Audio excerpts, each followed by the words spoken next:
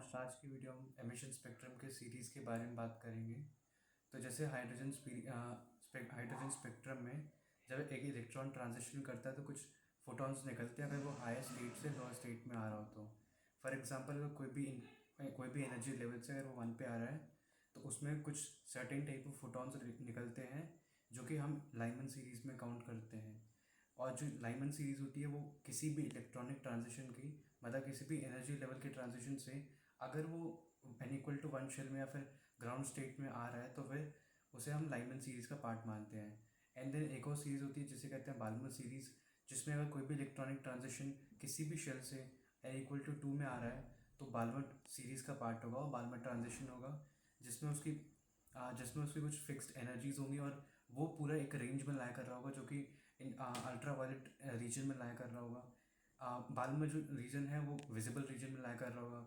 वैसे ही passion series हो गई, ब्रैकेट सीरीज़ हो गई, पीफेंट सीरीज़ हो गई, ये इंफ्रारेड रीजन में लाया करते हैं। और इसी तरह से हमने और सीरीज़ को भी डिफाइन कर रखा है।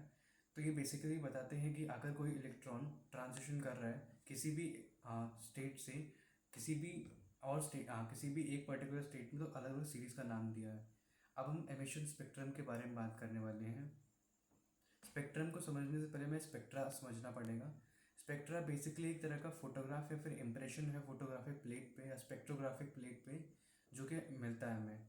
तो अगर एमिशन स्पेक्ट्रा हो रहा है तो उसमें ऐसा होता है कि अगर कोई सोर्स है जो कि एनर्जी रिलीज़ कर रहा है तो वो एनर्जी जब एक पर्टिकुलर ऐसी डायरेक्टली प्रिज्म के थ्रू पास कराई जाएगी और फिर एक फोटोग्राफिक प्लेट पे लिए जाएंगे उसके इंप्रेशंस, तो हमें एमिशन स्पेक्ट्रा ऑब्टेन होगा।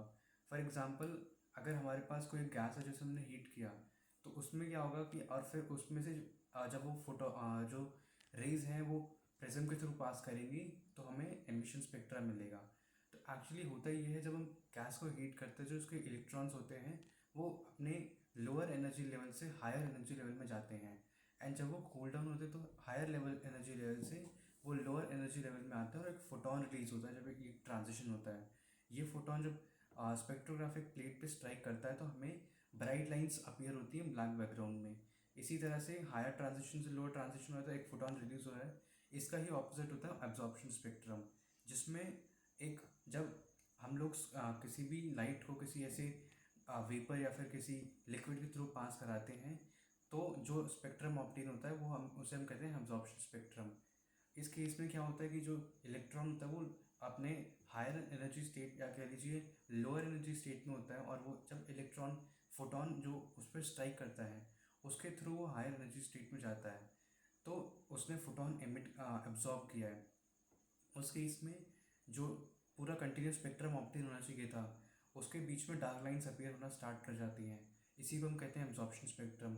और जो एमिशन स्पेक्ट्रम होता है ना, एब्जॉर्प्शन स्पेक्ट्रम एक दूसरे के फोटोग्राफिक नेगेटिव होते हैं। मतलब जिस जगह पे हमें डार्क लाइन्स मिलती हैं एब्जॉर्प्शन स्पेक्ट्रम में उसी सेम स्पॉट पे हमें कलरफुल लाइंस मिलेंगी ब्लैक बैकग्राउंड में। इसीलिए ये दोनों एक दूसरे के फोटोग्राफिक नेगेटिव होते हैं।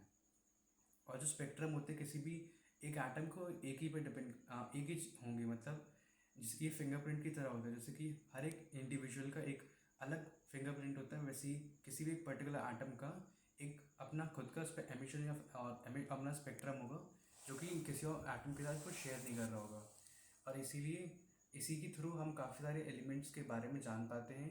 और कई बार जहाँ पे स्पेस में जैसे कि अगर हमें कोई भी प्लैनेट है जिसके में कौन कौन से एलिमेंट्स प्रेजेंट हैं वो भी हम स्पेक्ट्रोग्राफी के थ्रू ही पता कर जाते हैं।